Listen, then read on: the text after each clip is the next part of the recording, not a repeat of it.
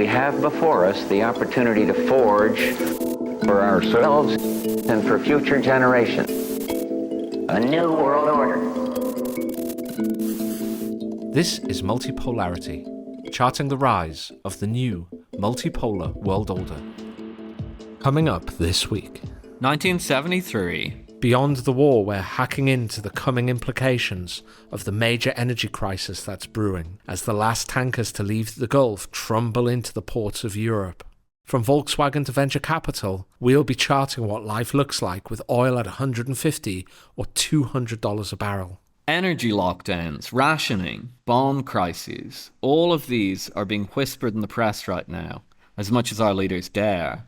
But this is still the Ardennes Forest in spring 1940, eerily quiet. Soon enough, the flamethrowers will burn through the old continent and then begin to ricochet back into America itself. Will this break up the order we once took for granted? Are we at the end of the US consumption model of economics? Will resource-rich Canada end up speared by its bigger brother? We'll be taking a grand view from the sidelines as we start to figure out how to live through the latest version of the polycrisis. After 2008, after COVID, after Ukraine, this is the next major reshaping of the world we live in. Of course, this is a premium multipolarity episode, so you'll have to be on the Patreon list if you want to listen to the full episode. That's easily done. Simply go to Patreon and sign up. It's $8, and you can cancel at any time you like. But first, one thing both you and I are in agreement on, Philip Pilkington, is that the mainstream political discourse is nowhere near grasping the scale of the economic and strategic catastrophe that is approaching the world in general, but I think especially the Western world. And if there's one part of planet Earth that's going to be particularly badly affected by this, I think it's going to be Europe. I think over the last 5, 10, 15 years, Europe has painted itself into a strategic corner with a series of calamitous strategic blunders, and the chickens are about to come home to roost, as they say. I think that Europe faces a depression-scale economic shock that is coming down the pipe. And unless something extraordinary happens and we see a sudden turnaround in this war, and by that I mean either the United States Air Force manages to fully suppress Iran's ability to keep the Strait of Hormuz shut, which, let's not forget, only requires them to scare off insurance companies sufficiently that boats and ships cannot gain insurance coverage for passage, and stops Iran from firing missiles into US allies in the region, the Gulf Cooperation countries and Israel. Or Donald Trump accepts a defeat that has catastrophic consequences for his presidency and equally serious consequences for the US strategic position in the world. So unless one of these highly unlikely events happens, then a depression-level economic shock is almost baked into Europe. We're already seeing the first signs of countries scrambling to deal with that. I think Hungary has offered some subsidies or some tax cuts on energy prices. Poland today announced they were cutting the tax on petrol, which for our American customers is gasoline.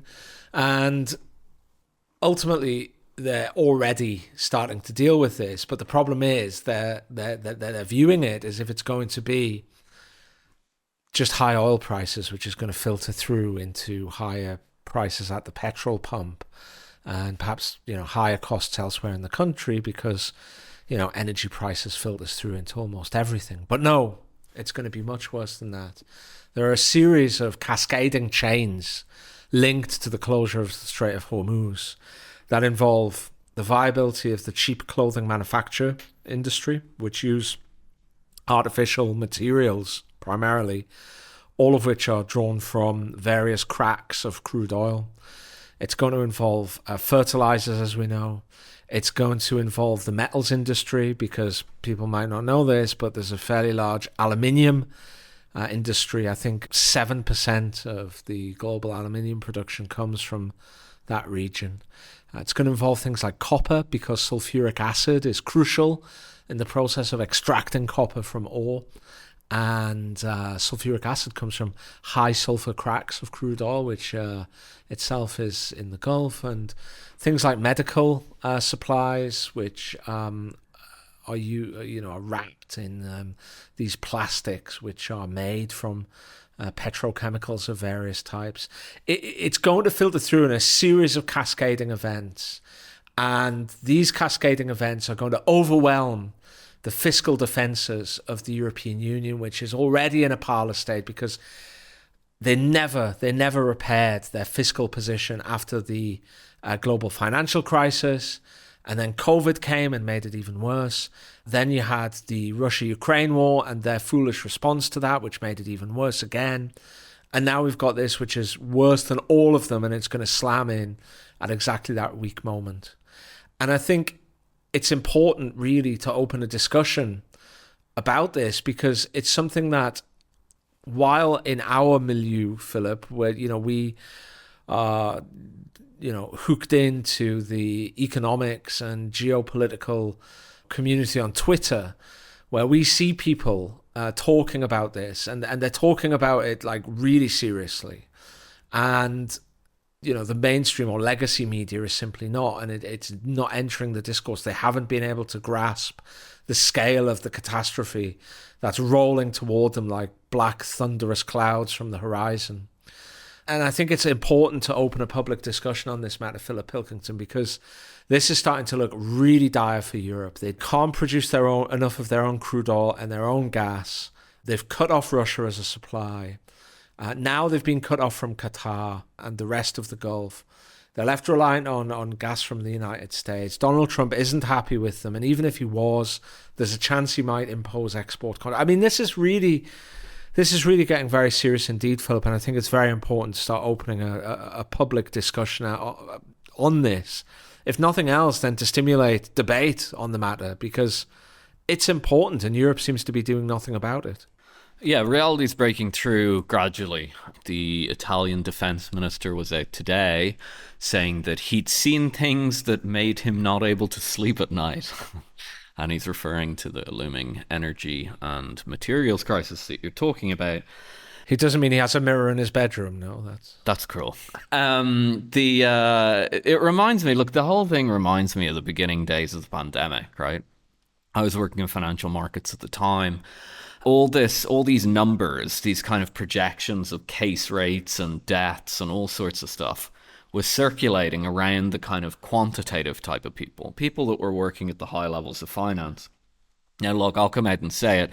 I think the reaction to COVID-19 pandemic was completely hysterical. And I think we still haven't dealt with what a silly time that was. I am definitely a skeptic of the lockdowns and everything like that, and I think I'm probably on record being so. But the fact of the matter is that it did create a global crisis, whether it should have or not, it did. And what we're seeing right now reminds me of that. Now, to be clear, I think this is actually much more of a real crisis than the COVID-19 pandemic, and I think that the responses to this will be necessary. I mean, they'll be just physically necessary. We won't have a choice in the matter. During COVID-19, people had a choice. A country like Sweden or like Belarus said, we're not going to actually do much about this, and we're going to see what happened. And, you could physically do that if you wanted. In this case, there is no choice. There will not be enough of these products. There won't be enough aluminium. There won't be enough oil. There won't be enough gas. So there won't be any choices at all. And it's playing out in exactly the same way as the pandemic did. First of all, you have kind of like people who like looking at data and try to figure out like the logistics or economics or however you want to think about it of how a crisis impacts society. And at the beginning of the pandemic, I'm thinking maybe in late January, February of that year, I think the lockdowns start to hit in March of 2020. Everyone's kind of sending around all this stuff in that kind of numberosphere, or whatever you want to call it, quantosphere. And then it gradually starts leaking down into the media, and you start seeing politicians coming out like the Italian defense minister has today and saying, this is way worse than people understand. And you'll get TV hosts. I remember at the time Tucker Carlson was on Fox News, and he said the pandemic's going to be much worse than people think it is. He later... Sorry, that's all you're getting. This is a siege economy after all. Multipolarity is as tightly rationed as Brent crude. But I'll tell you what, like a Cockney butcher in the Blitz, see us round the back at Patreon and sign up as a subscriber, and we'll see if we can sort you out with the rest of this episode. Oh, and I'll tell you what, we'll throw in every single other premium episode we've ever done. That's 25 paywalled hour-long episodes, totally for free. Don't say we don't do anything for you. Patreon.com, that's the word. Okay, back to the show. It also went to China, but China has extremely large stockpiles of this stuff because it's kind of a command economy, and they can kind of actually plan in a cohesive way. Countries like